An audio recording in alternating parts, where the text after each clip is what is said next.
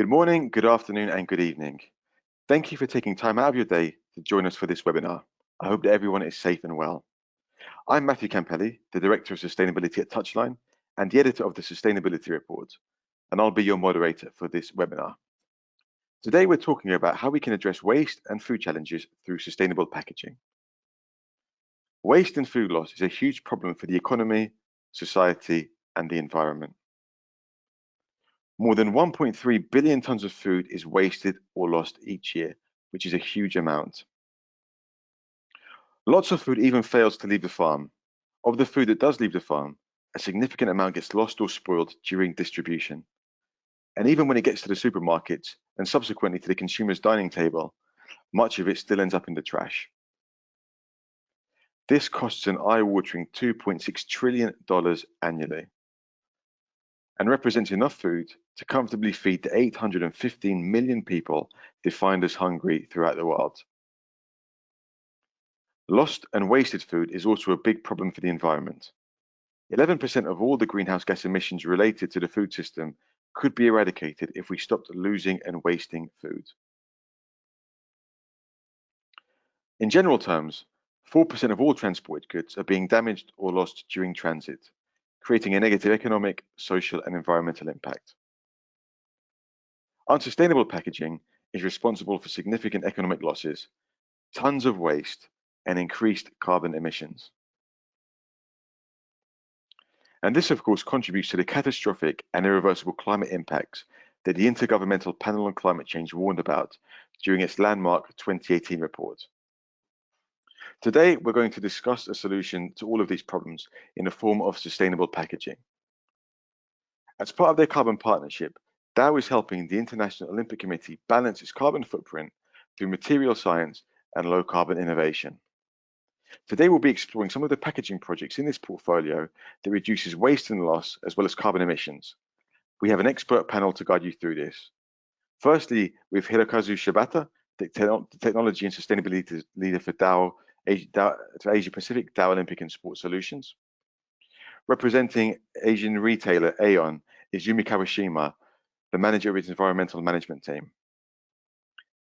Angel David Hernandez is a senior consultant for Valuing, a packaging and logistics company based in Spain. And Karl-Heinz Hausmann is a senior research and development fellow for Dow Packaging and Specialty Plastics. Thank you all for joining us and welcome to you all. Today we'll be discussing the following topics: why waste and food loss is having a significant impact on the environment, society, and economy, what packaging solutions are addressing food loss and waste, and how the Dow and IOC carbon partnership has stimulated innovation in this area. Just a bit of housekeeping before we begin today. This webinar is being recorded and will be sent to your inboxes shortly after the live transmission. There'll be an interactive discussion at the end, so please enter any questions you would like to ask our panel throughout the session. And we'll include 3 polls during the webinar to gauge your opinions and experiences too. Before we start the presentation, I'd like to get you thinking about the first poll question, which we will review at the end of the first section. What concerns you most about the amount of food lost and wasted? In this webinar, we'll have 2 main sections before the Q&A.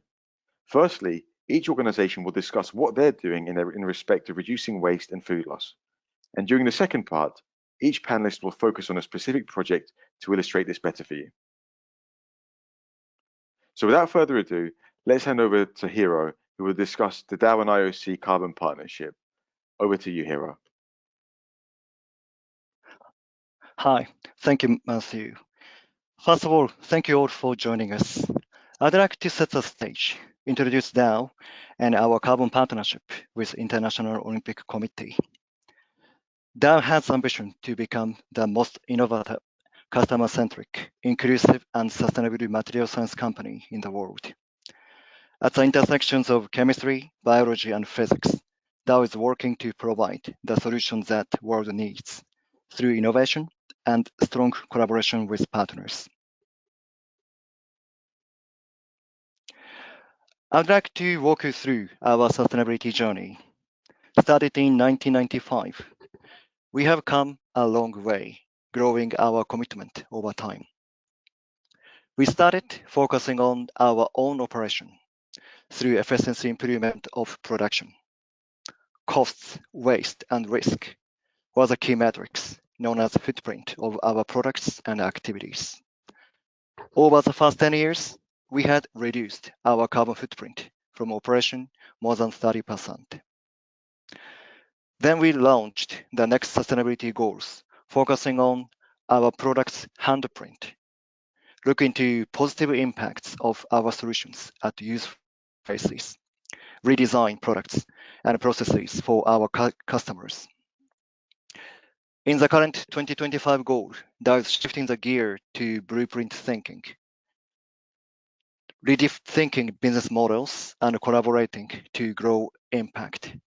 We believe that only through collaboration and joining forces with like-minded partners, we can accelerate the progress towards a sustainable future.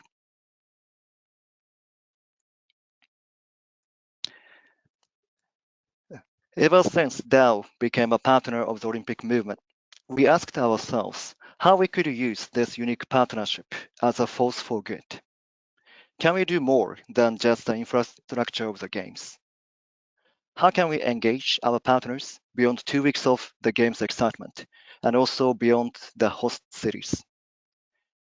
Can we bring a science-based approach and our sustainability expertise and combine with power of sports?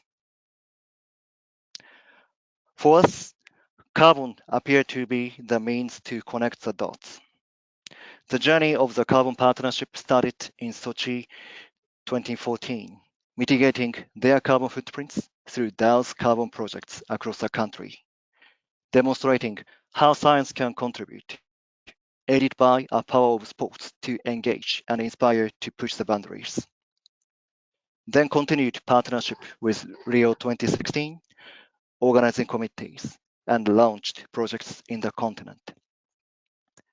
In 2017, we are appointed as the official carbon partner of IOC, established a global platform for collaborations across industries. When it comes to climate change, we know that speed and size matters. It is only by working together in new ways we may be able to achieve the scale and impact needed. We believe that Dow's carbon partnership with IOC is an example of innovation in collaboration, where the platform of sports and the power of science are combined. This is how it works. The partnership is constructed to balance operational carbon footprint of the IOC and support the Olympic movement. Dow facilitates and conducts a portfolio of carbon projects with our customers and value chain partners that lead to third-party verified climate benefits. All our projects are aimed at driving accelerated adoption of proven low-carbon technologies, leaving a positive climate legacy from this partnership.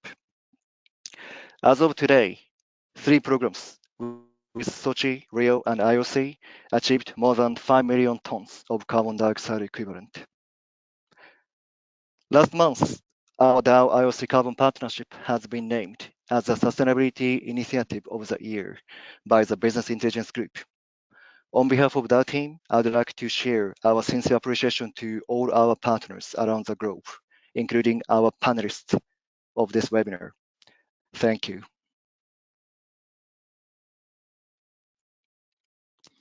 Many of the solutions actually exist, while they still need to be more broadly adopted.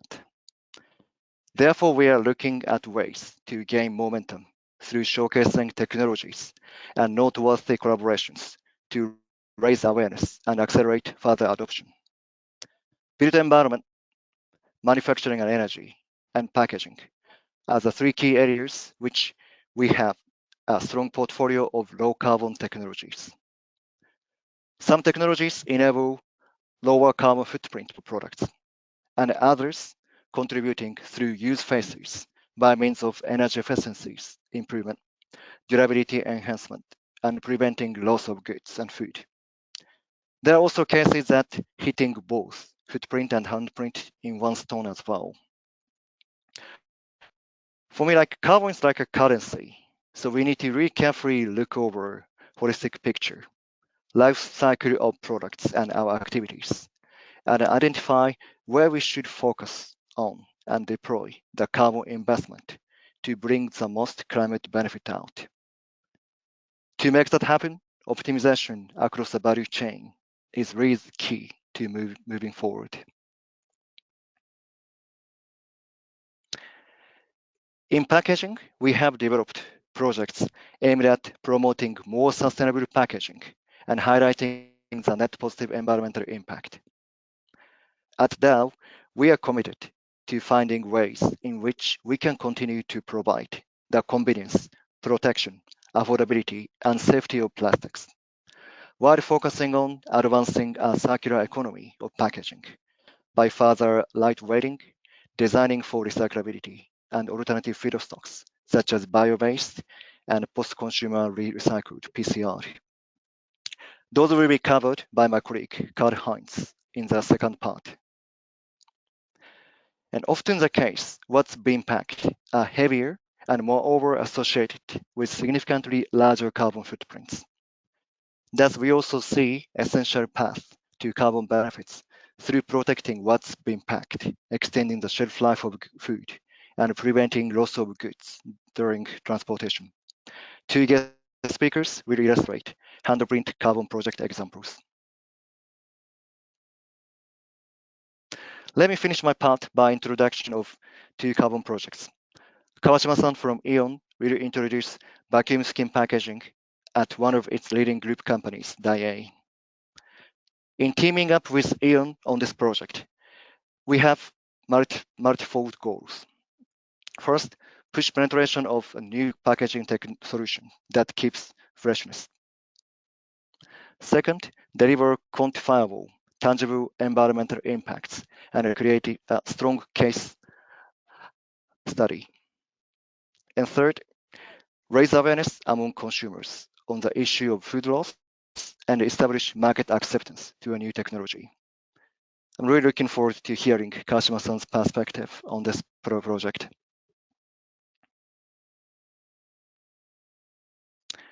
In collaboration with industry experts, Dow demonstrates that the use of high-performance packaging solutions help to improve pallet load stability and reduce cargo failures, improving safety for both people and goods. Moreover, in this project, we are incorporating post-consumer recycled and further down-gauged films to lower the footprint as well. Angel David will share the insights of this project. Thank you very much, Hiro, for giving us your perspective. Now let's hand over to Yumi Kawashima, who will discuss Aeon's loss and waste strategy. Hello to you, Yumi.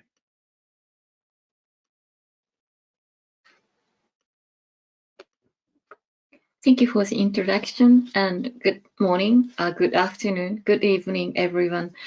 Now I'm going to briefly talk about us. Actually, we are operating about 20,000 stores in mainly 40 countries in Asia, and our headquarters is based in Japan.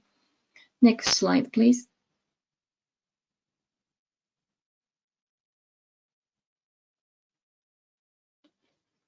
In this slide, you can see our business segment and our store types. Actually, we operate a different format types of store. One is general merchandising store, and the other is the supermarket business or drugstores. And we also operate a shopping mall too. As you can see, we operate the different types of format, and also we have the different business segment based in with our basis in the retail business as a core. Next slide, please. Here, I would like to introduce about Aeon Zero Waste concept. Food waste is one of our key issues in sustainability activities. And we set the zero waste concept, seeking for net zero waste by our store or our own site by using the 3R approach of reduce, reuse, and recycle. during our activities, we do our activities, of course, at the stores and through our products in our own site or in our own responsibility. And since we as business entity face directly to customers at our stores, we also want to reduce the food waste by communicating with customers. And also we work together with stakeholders in local communities. Next slide, please.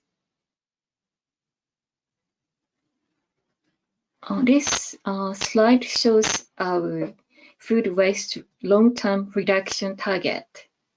We have set the two goals. One is to halve food waste by 2025.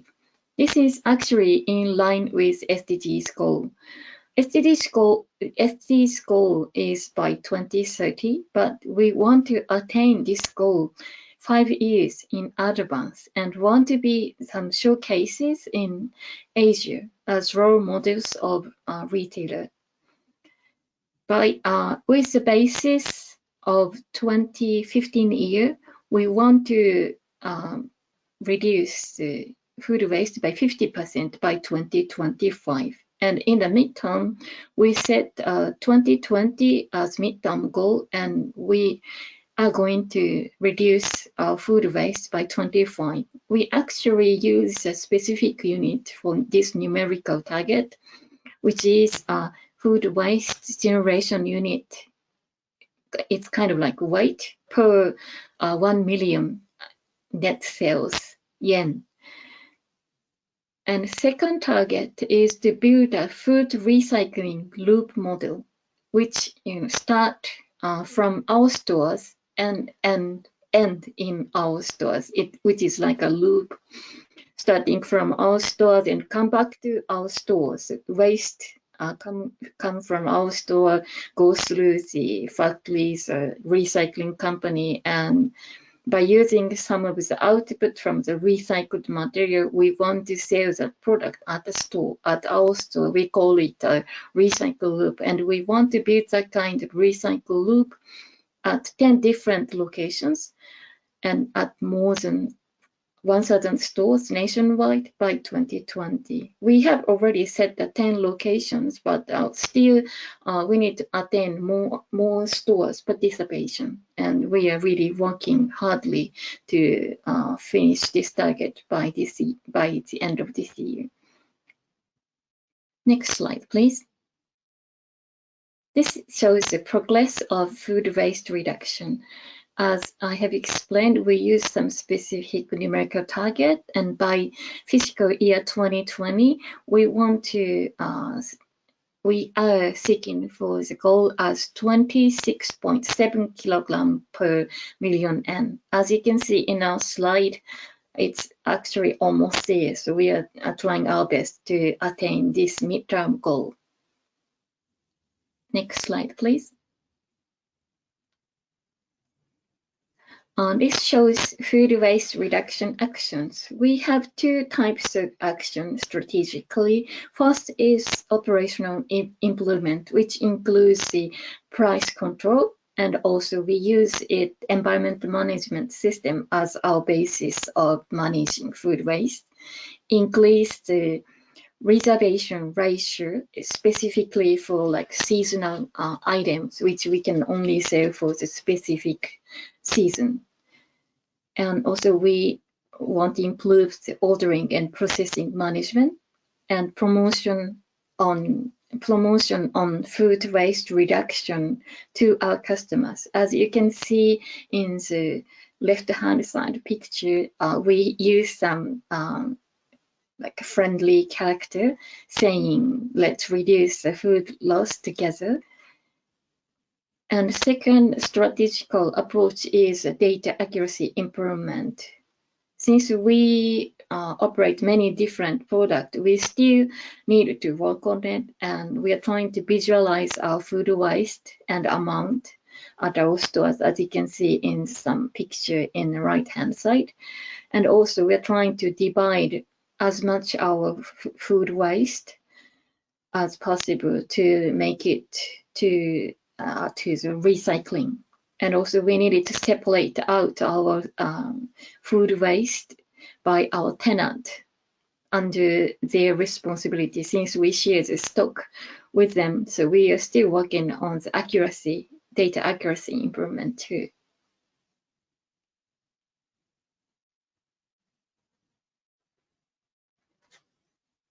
Thank you very much, Yumi, for giving us your perspective there. Now we'll take a look at valuing sustainability proposition through Angel David's presentation. Hello, Angel David. Good morning. Thank you, Matthew, for the introduction. Good morning, good afternoon, good evening, everyone. I will handle a perspective from the packaging that is having a key role on reduce the waste before and after. And then I will share to you first 5 statements that are crucial for our circular economy. I will share one statement considering prevention, which is key, is at the beginning. After this, protection, life cycle assessment, packaging, and recycling. I will share to you 5 statements. In prevention, there is no better preventive policy than to stop using that which pollutes or is superfluous. It means that the best policy is to use less as possible. And then at this point, science is crucial for that. And then every company, every stakeholder, every actor will choose the strategy to address the best practices. In terms of protection, we have been listening one successful case, which is at the beginning of the story, is that we have to recognize that in terms of protection of food, protection of goods during transportation, is that the packaging has made an extraordinary contribution to reducing food losses in the food chain, increasing logistical safety and improving sanitary hygiene. Then it means that the protection is crucial and something that we cannot play with. Protection is crucial.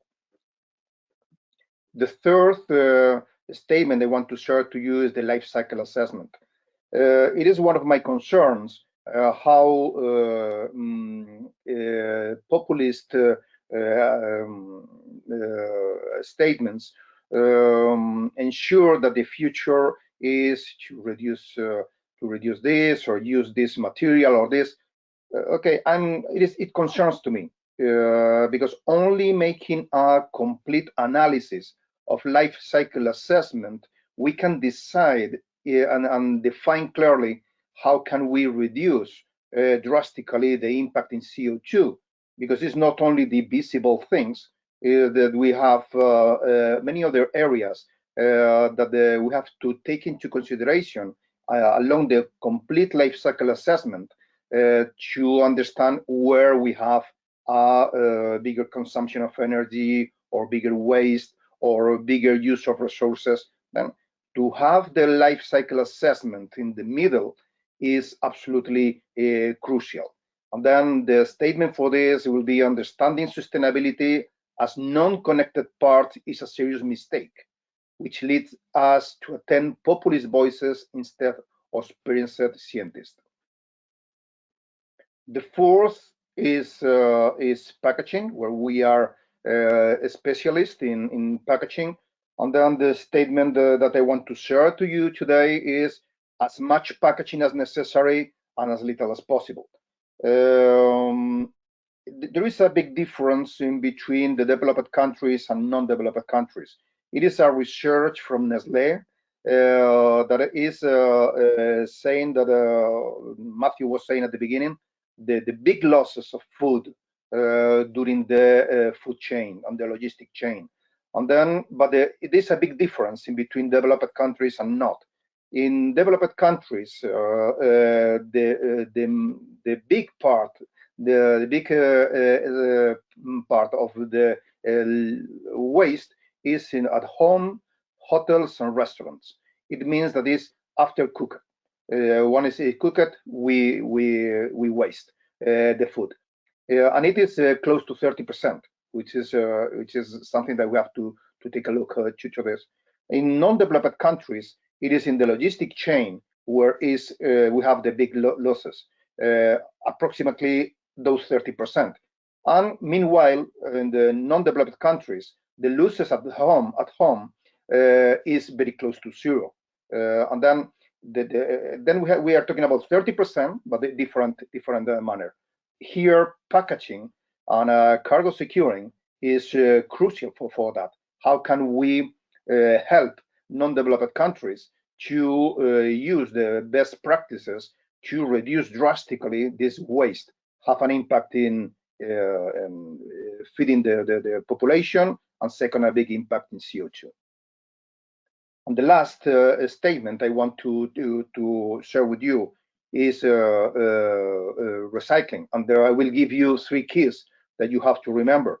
After the lifetime of any packaging element, you have to do 3 actions. Recycle, second is recycle, and third is recycle. Then here we need the support of authorities. In some areas, it is well organized.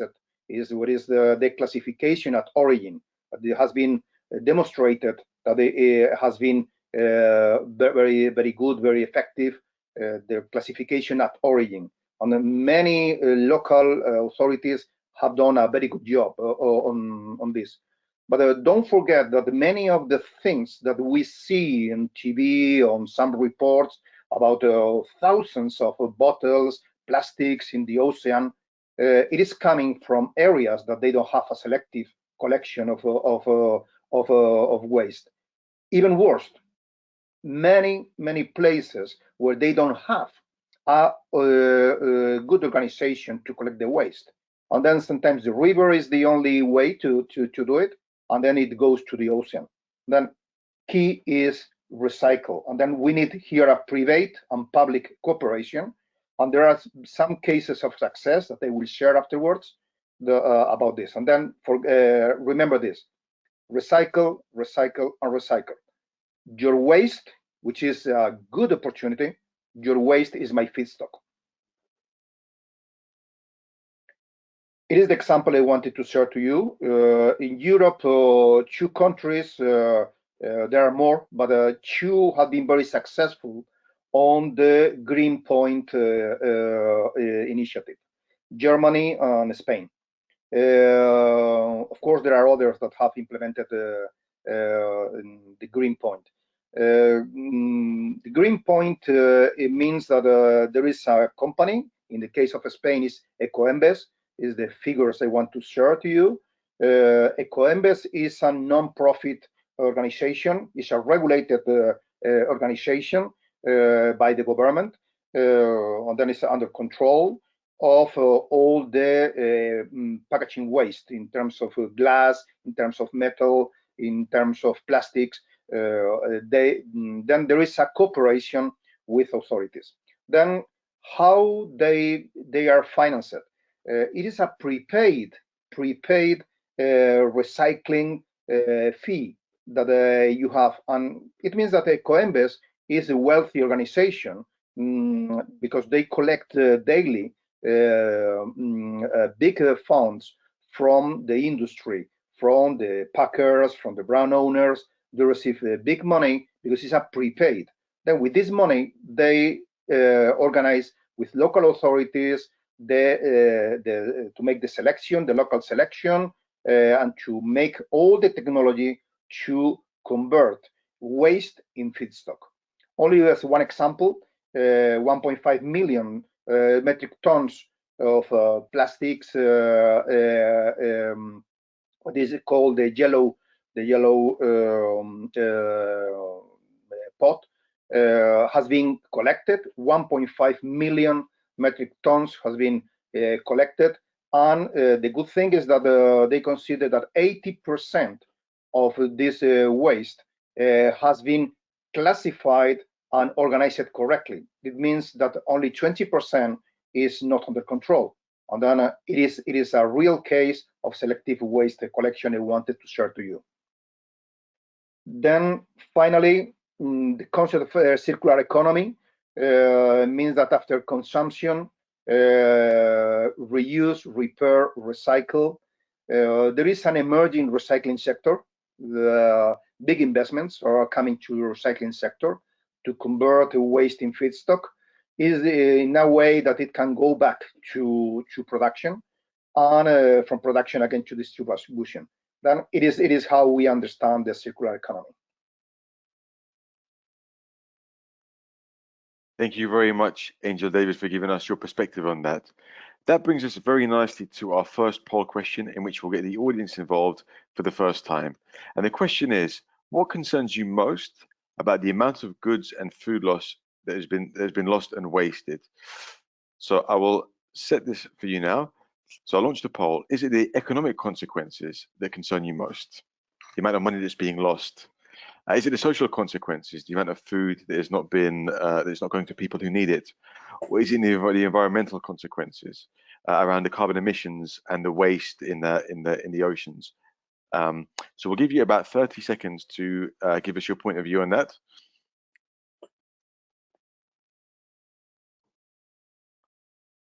And we'll give everyone just about another 10 seconds more to offer their opinion. It's looking quite split at the moment between social and environmental consequences. And okay, we'll close the poll and move on. So as we can see, the majority, almost 2/3, think the environmental consequences, the carbon emissions, are the most concerning. 31% think social consequences, and 8% think the economic consequences. Thank you very much for giving your opinion. So before we move on, let's recap on part one. Firstly, we learned that carbon packaging, the sustainable packaging, creates a path to carbon emission reductions. Product life can be extended through skin packaging and other technologies. And there are 5 elements to the circular economy: prevention, protection, life cycle assessment, packaging, and recycling. Before we move on to section 2, I want you to think about our second poll question, which we'll answer at the end of section 2, which is, as a consumer, does packaging influence your buying decisions?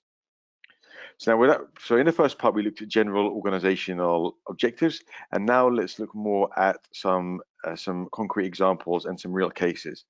So firstly, I'd like to hand over to Karl-Heinz Hausmann for the first time today. Karl-Heinz, it's a pleasure to have you. Yeah, thank you very much for the introduction. My name is Karl-Heinz Hausmann, and I'm working for Dow Packaging in Horgen, Switzerland. I will talk to you about our circularity strategy in Dow Packaging and how we want to reduce packaging waste and improve also the protection of food. So we do have a strategy that is based on 4 pillars, which you see here on this slide. It consists, first of all, on design for recyclability. Then we are looking into mechanical recycling and product development. Third is feedstock recycling, and fourth is bio-based alternative raw materials for renewable-based plastics. On the next slide, I will talk in more detail about the design for recyclability part. Here what you see is an entire collection of different solutions that we have been developing to help our direct customers, so converters, but also the brand owners and retailers they are working together with to develop recyclable circular solutions, ideally. And that ranges from mono polyethylene film design packages over oriented film designs down to barrier polymer compatibilization solutions, so compatibilizers and new packaging designs. I circled here polyethylene orientation technologies because oriented plastic, oriented polyethylene, usually when you orient a film, it becomes thinner, but it also becomes stiffer and stronger. So less plastic, but better protection. On the next slide, you will see the different orientation technologies that we are working on. First of all, on the left side, you see conventional technologies like tenter frame, biaxially oriented films, barrier solutions, thermoformable polyamide solutions, where we are replacing polyamide with polyethylene. But on the right side, you have also a new technology that we are also looking into, the triple bubble technology, where we are working together with our OEM partner Kuhne in Germany. Now, what that means concretely, you will see on the next slide. This schematic replacement, schematic of the triple bubble technology. It consists of 3 bubbles on the left side. You see that, and usually you are first of all extruding a tubular film, which then you will biaxially orient in the second bubble and stabilize, thermally stabilize in the third bubble. The films that you are making with this technology usually are multi-material, multi-layer films. The red sections, for example, is PET or polyamide. Then you have barrier layers inside, and the rest is polyethylene. Now, what we are working on quite successfully are the replacement, or is the replacement of this PET and polyamide fractions by polyolefin fractions like polypropylene, polyethylene, so that we eventually end up with a fully polyolefin or polyethylene-based film, still multi-layer film, but it's a monomaterial multi-layer film which is recyclable in existing recycling streams. Due to the orientation technology, the films that are made with this technology are usually 50 to 60% in thickness of a normal film, of a conventional film. So you should have around 40 to up to 50% material reduction. Now, what can you do, and at the same time also reduction of CO2 emissions and non-renewable energy consumption, as you see on the top in this little sketch. Now, what you can do with these kind of films, you can package meat. You see that on the next slide. Typical applications are, for example, barrier shrink bags, which you see on the top, on the bottom right. This slide actually represents the different ways with which you can package fresh meat. 1 kilogram of fresh meat is the functional unit here. And you see probably or you have seen all of these different packaging types in the supermarket. On the left top, you have the conventional tray and cling package. In the middle, you have the modified atmosphere package, and then you have the different vacuum packaging types like vacuum skin packaging, where Yumi already talked about, and then barrier shrink bags on the bottom. You also see the amount of weight that usually of plastic that is necessary to package 1 kilogram of meat and the resulting shelf life. What you will see is that in general, the weight will decrease when you move from left to right. So you need much less packaging material, much less plastic. But at the same time, you will increase the shelf life. And with the increase of shelf life, you will also reduce eventually the food waste. So for example, barrier shrink bags or VSP skin packaging, you will need only a fraction of the plastic to protect the meat even better. So you get actually more protection with less plastic, so more for less. On the next slide, you will see a case study that actually was developed by the company Denkstadt in Austria. They worked together with different retailers in Austria, and they were investigating the influence of packaging, or basically plastic packaging, on the in-store food loss, the food loss at the retailer level. And on the first, they looked at different types of food, but when you see here on the slide, on the first line, you see sirloin steak. So they observed basically a reduction of 12% in-store food loss to 3% in-store food loss when moving the packaging type from modified atmosphere to vacuum skin packaging. So you have a 75% reduction of in-store beef loss. On the next slide, you see an example on how you can quantify the impact on non-renewable energy consumption and the CO2 emission that you will actually save when moving from one packaging type to the other. On the left side, you have the non-renewable energy consumption of different plastic packaging types, and on the right side you have plotted the CO2 emission. So you see that moving from one packaging type like MAP to a vacuum packaging type like DSP reduces already the material plastic consumption and also the emission of CO2. But the real important thing is that the weight, when you look at the food waste loss, and you see here beef loss, pig loss, and loss of chicken meat.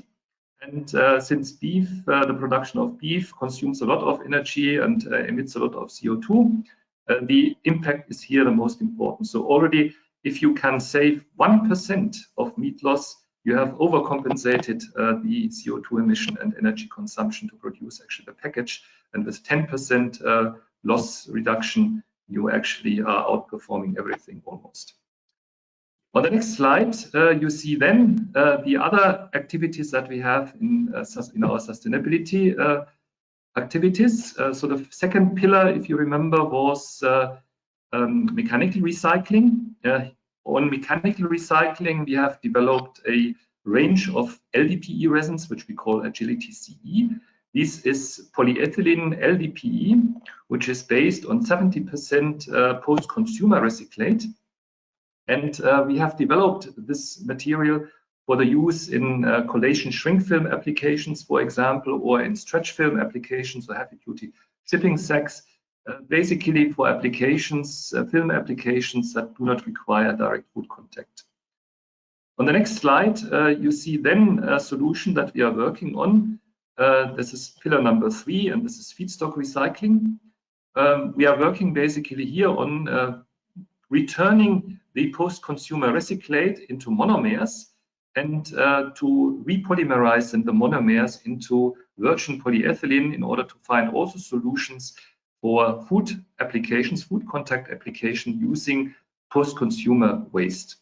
This is a development where we are collaborating together with Phoenix in the Netherlands on the production of pyrolysis oil coming from PCR waste. We are working then on converting this pyrolysis oil to recycled naphtha, which is then injected in our crackers and used for polymerization of virgin polyethylene in existing units. On the next slide, you see pillar number 4. This is biopolyethylene. Also here we have a collaboration, in this case with UPM in Finland, to produce biopolyethylene from tall oil, which is a waste generated by the wood industry. There is no competition with food and arable land in this case. The polymer has a very low CO2 footprint. Actually, 1 kilogram of the polymer of this biopolyethylene that is produced takes away 1 kilogram of CO2 from the atmosphere instead of generating 2 kilograms of CO2 in the case of standard polyethylene. So overall, we have a delta of 3 kilograms of CO2 compared to standard fossil-based polyethylene. The renewable content is based on a mass balance ISCC Plus certification approach. And we have, based on this approach, created different grades which are integrated in different polyethylene product lines, LDPE, LLDPE, or even ethylene copolymers. You see listed here different trade names. Now, on the next slide, you see an application that we have developed based on this biopolyethylene. We had here a collaboration with UPM and Elopak, which is a beverage carton producer also in Europe here. And this allows them basically to create an almost 100% renewable type of package based on renewable polyethylene and also paperboard. And on the YouTube video, which you can watch offline, you will see some background on some applications of this development. And that concludes my short presentation on the packaging activities in Dow. Thank you very much, Karl-Heinz, for talking us through that. Now I'll pass the baton back to Yumi, who will discuss a food loss mitigation project Aon has collaborated on with Dow. Back over to you, Yumi.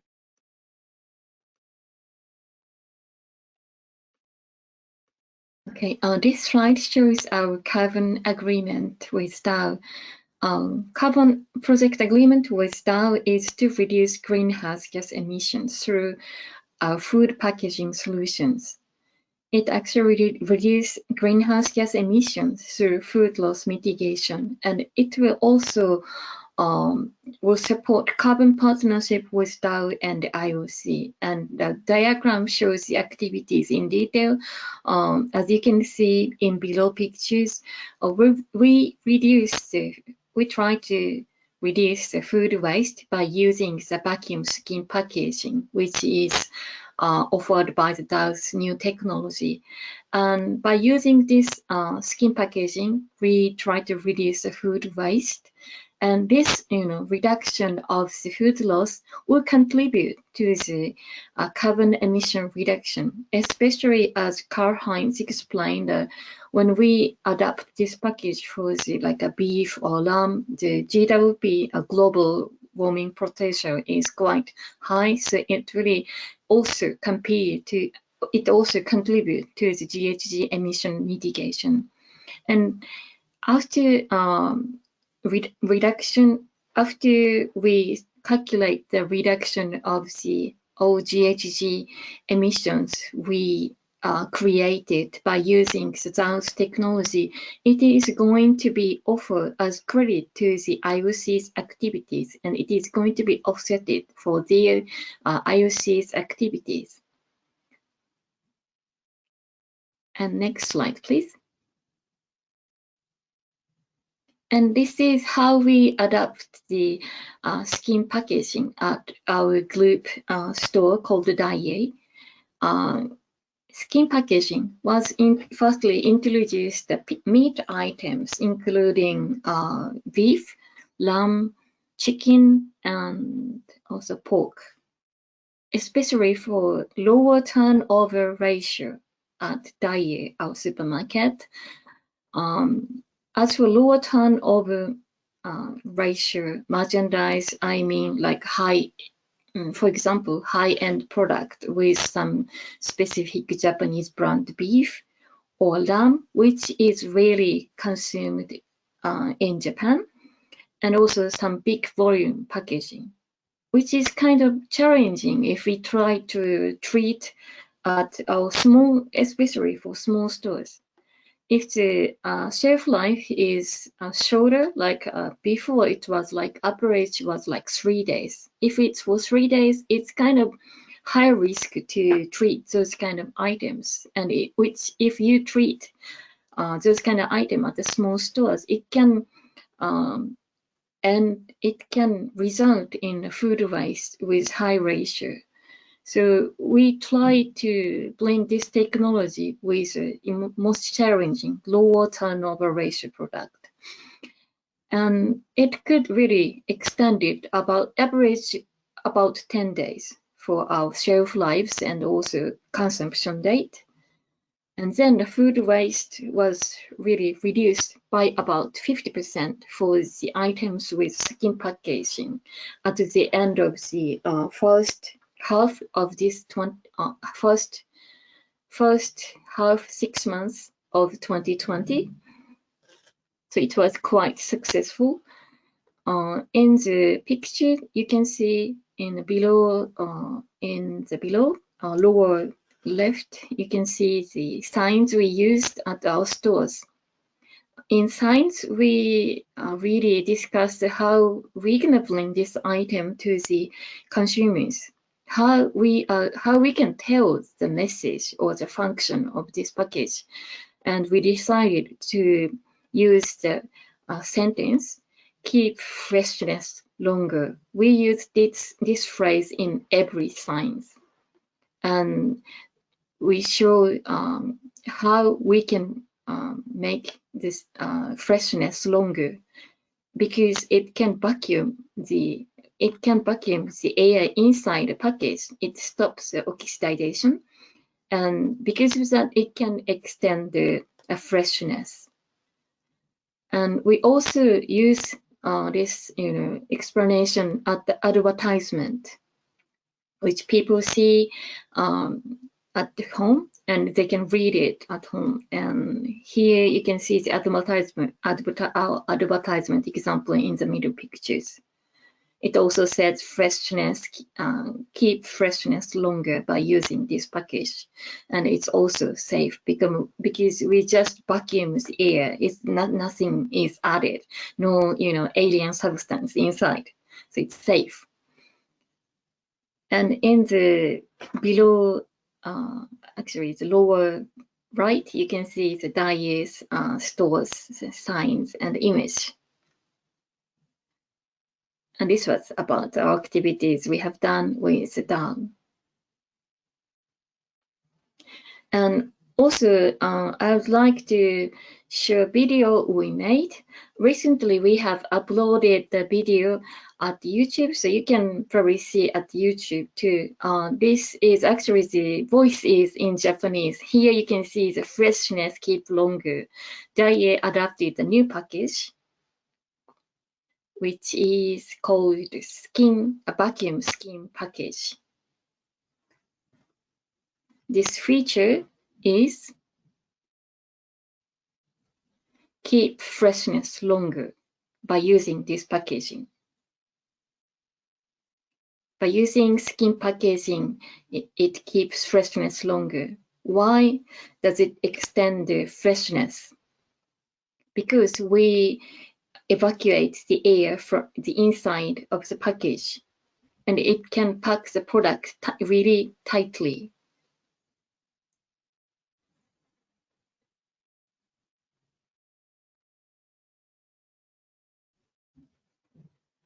By using this technology, we can also contribute to the reduction of the food loss, and also this can mitigate the GHG emission reduction. So this is actually a 3 minutes long video. I will stop now. But you can probably see at the YouTube, we have recently uploaded this video. And also we use this at the stores.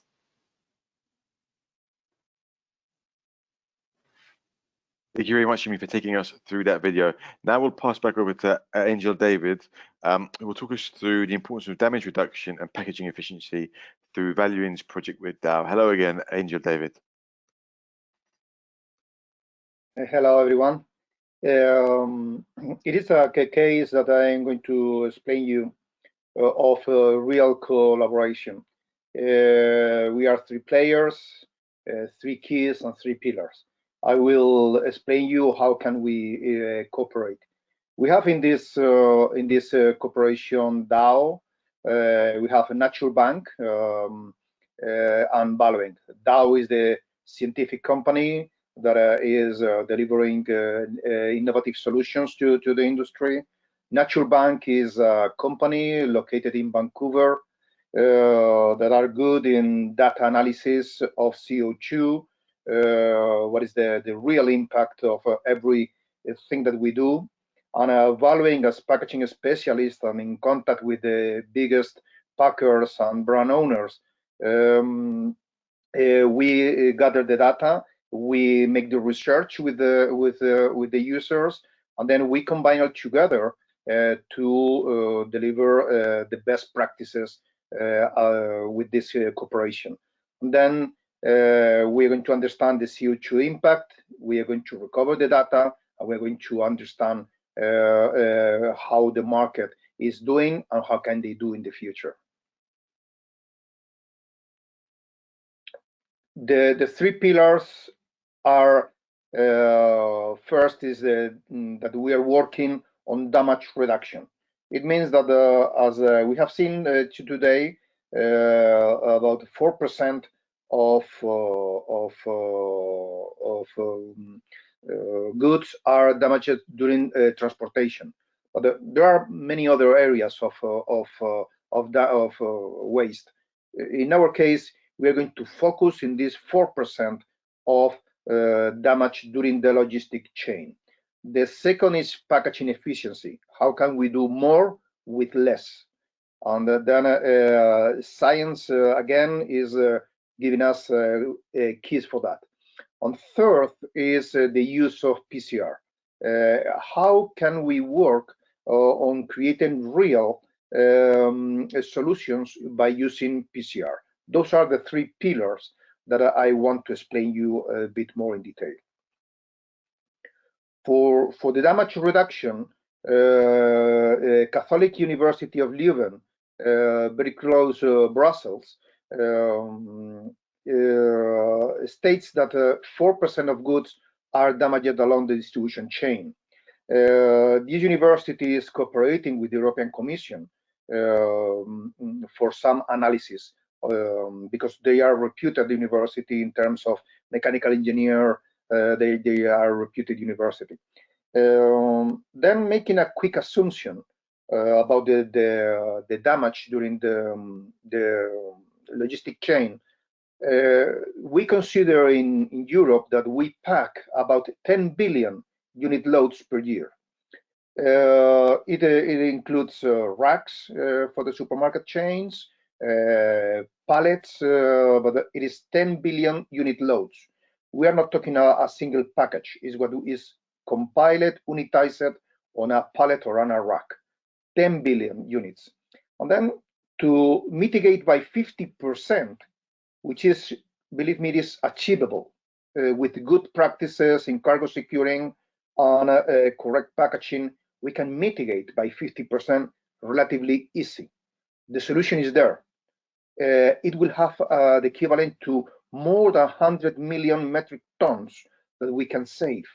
Then it have a big impact for food for the population, and second, in terms of waste and creation of CO2. And then there is a way to go by introducing good practices. The second pillar is packaging efficiency. And sometimes there is a conflict in between, okay, there is some solutions that are beautiful, but are too expensive, and then the industry is not going to accept it, or consumers will not pay the difference. Okay, I think this discussion is over. Competitiveness, safety, and sustainability can go together. Competitiveness because we're going to do more with less.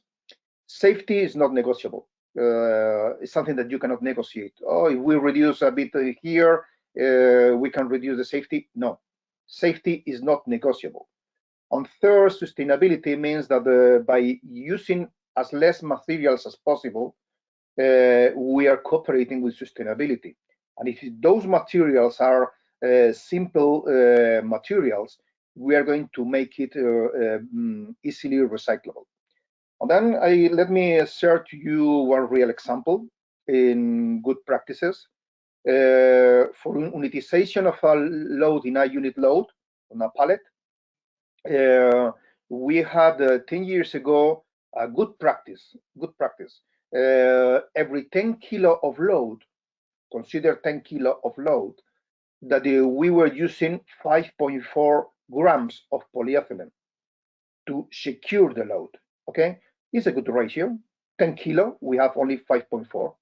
Okay, today, thanks to the science of materials, science of robotics, thanks to the best practices and settings, we can go to 3.7 grams every 10 kilo.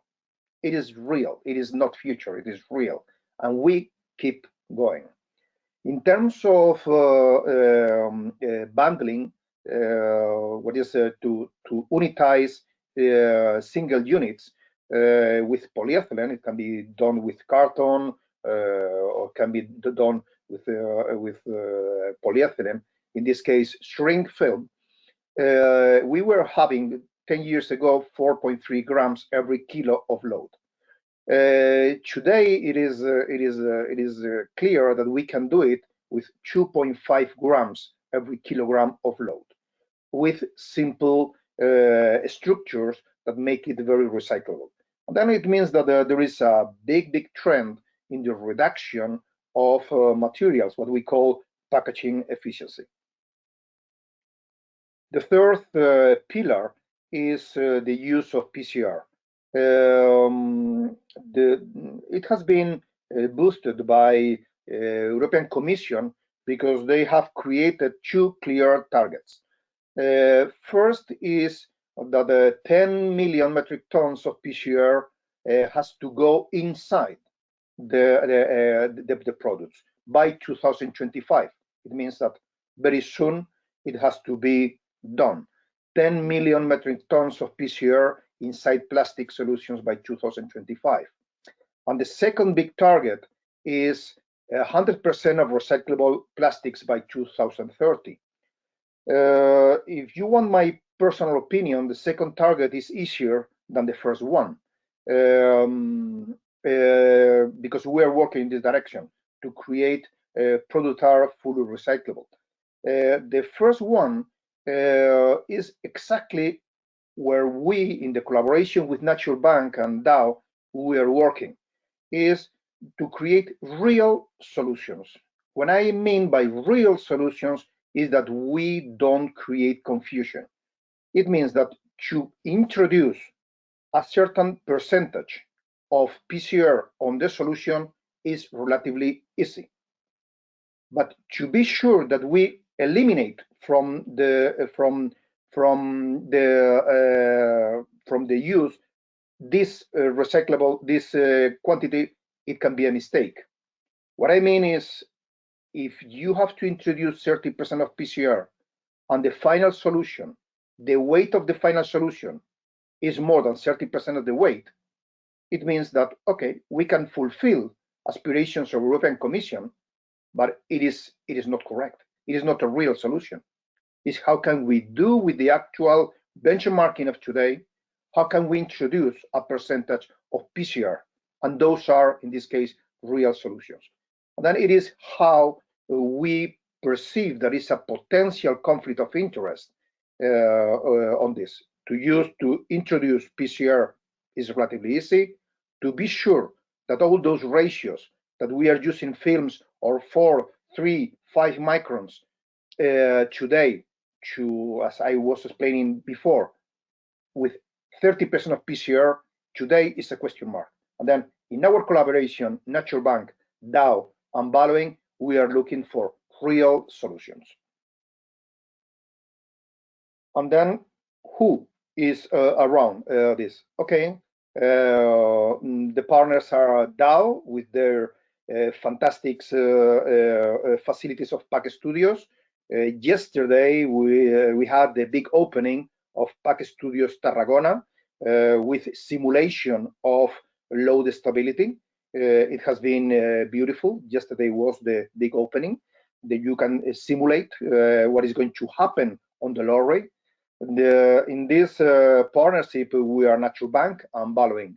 And then we are going to, we are working today with European labs to gather the data with real cases from real industry. ESTL are located in Belgium, Duoplast are located in Germany, Ergis is located in Poland, and Trioplast is located in Trioplast.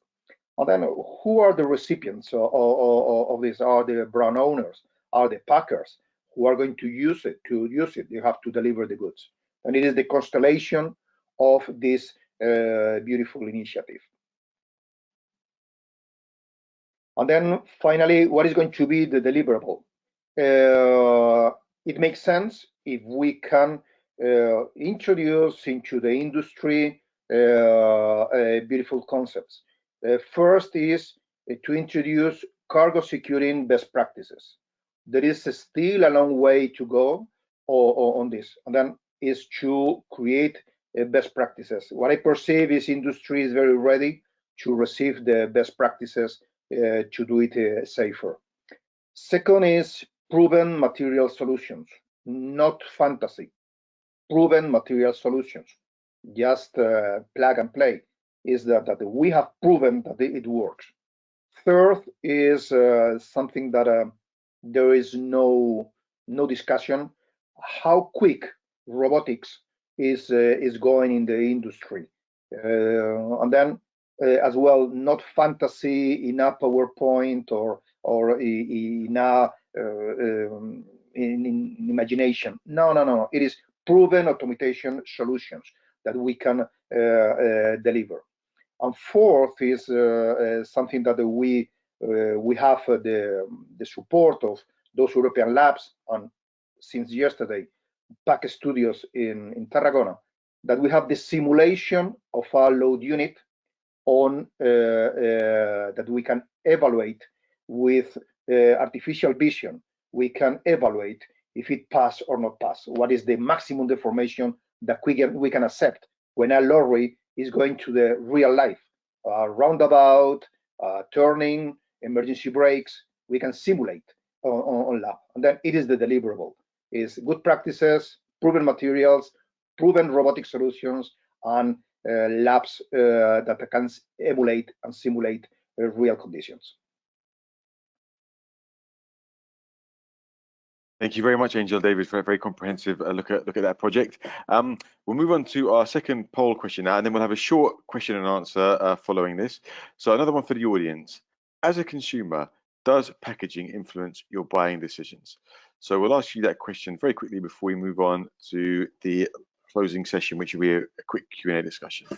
So we'll give you about 20 to 30 seconds to answer this question. It's looking very much in favor of yes currently. Maybe 5 more seconds. Okay, we'll close the poll now. And unsurprisingly, 90% of you say yes. Packaging does influence your buying decisions. Only 10% of you have said no. Very quick recap on section 2. We found out that thinner and stronger packaging reduces carbon emissions, plastic consumption, and food waste. We also found out that there are a number of circular solutions that the packaging industry can adopt to reduce its environmental impact. And finally, we found that regulations such as European Commission policy that Angel David was talking about is helping to drive positive change. We'll have one more final poll before we finish today, which we'll ask you right at the very end, which is based on today's webinar. What do you think is the most important method of addressing climate change? So now we'll move on to the discussion, and we'll switch on the microphones and the cameras of each of our guests, and we'll get them to answer a couple of questions.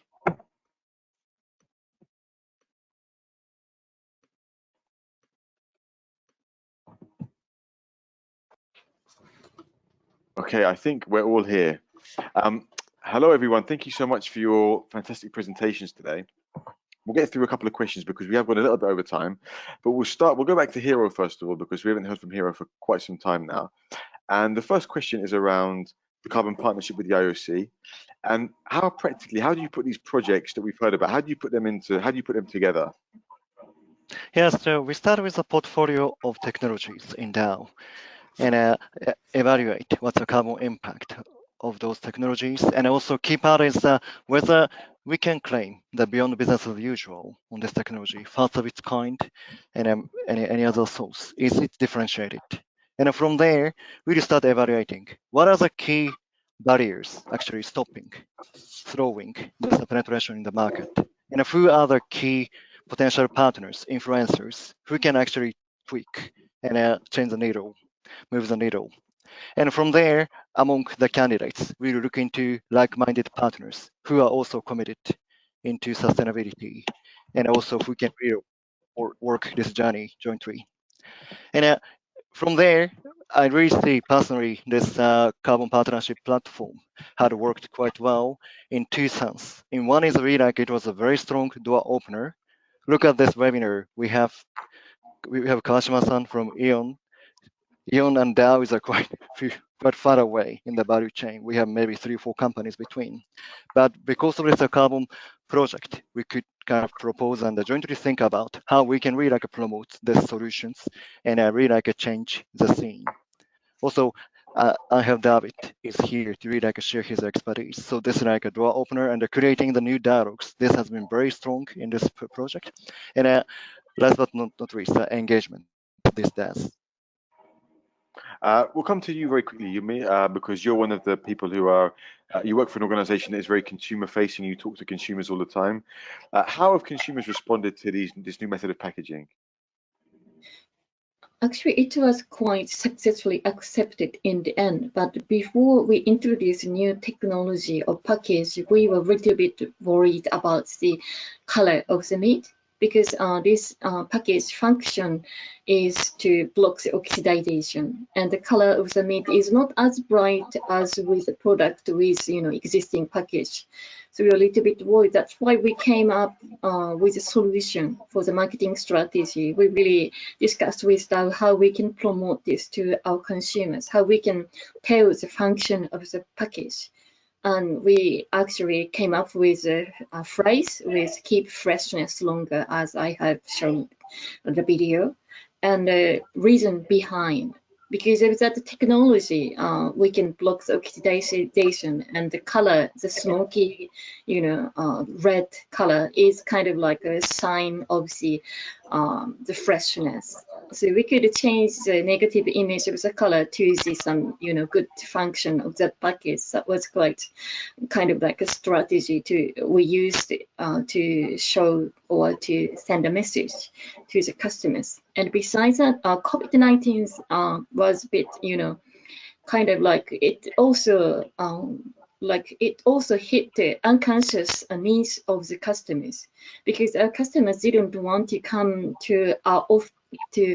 often our shopping. They wanted to reduce the frequency of shopping, and this keep freshness longer means they can stock it longer than before, and it can reduce the frequency of shopping. I guess this new technology also meets unconscious needs of the consumer. That's why our sales was really great, and I think it was because of the good acceptance of the customers in the end. That's a very interesting point. I'll come to you, Karl-Heinz, because you're at the development and research stage of the kind of value chain. What are the best ways to communicate and raise awareness among consumers and retailers, do you think, around this form of packaging? Yeah, that's a very good question, and I think Yumi already explained that very, very well. So you have to educate the consumer, because the different meat packaging types that I presented, usually the one with the highest associated to the highest meat waste and highest packaging consumption is the one that is preferred by the consumer, interestingly, including my family in the past, because the consumer simply doesn't know what that stands for. And they think good color means good meat, but in reality, there are a lot of unintended things that comes with it. And the same thing would apply to other packaging types and other food items, or food or non-food items, like, for example, a cucumber that is in a plastic sleeve. Also here you have a significant amount of reduction. So really it's important to educate the consumer, and maybe one should introduce a system where you indicate on the package red, green, yellow in terms of food waste reduction and packaging waste reduction, or product protection, just as a thought. And I'll bring the final question to you, Angel David, because we have run a little bit over time. But you talked very much about the circular economy principles and how important they are. If I'm an organization that hasn't implemented these principles and will be interested in doing so, what's the best way for me to do it in a practical sense? Okay. The key for this is something that we do in the European Safe Logistics Association.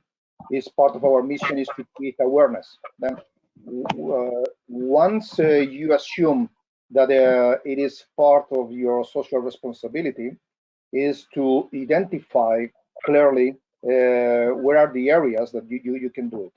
In terms of waste, European Commission has defined the classification of waste that is CER, is a number that is unique.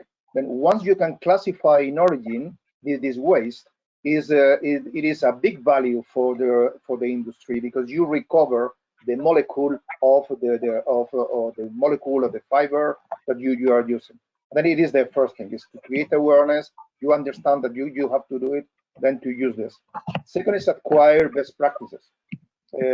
Best practices today are in the market. Is just to acquire those best practices. And third is that the science is part of the solution, is not the problem, is part of the solution. And fourth, I would say that this cooperation public-private is crucial. As I was explaining before, to have the selective collection of waste is crucial. And then, of course, we need public and private cooperation on that. Then, with these 4 recommendations, I think we can go to we have firm step to the circular economy. Okay, thank you very much, India, David. We have to finish the discussion there because we're coming close to overtime. But all of the questions that you've asked through the question chat, we'll pass them on to our speakers after this webinar. So we'll just close off with our final question. And this final question is for you guys in the audience. Based on today's webinar, what do you think is the most important method of addressing climate change? So the options are, is it technological innovation? Is it industry collaboration? Are both equal? Or is there something else you think is more important? So we'll give you about 30 seconds just to answer that final question before we finish today's webinar. Okay, another 5 seconds or so to give you a chance. Okay, we'll close the poll now. And the vast majority of you thought both were equal. Technological innovation and industry collaboration were both equal to each other. And 9% thought technological innovation alone, 15% thought collaboration, and 9% thought other. So the key takeaways from today's webinar, we learned that sustainable packaging creates a path to carbon emission reductions. We also learned that partnerships and innovation are key to positive environmental change and positive environmental impact.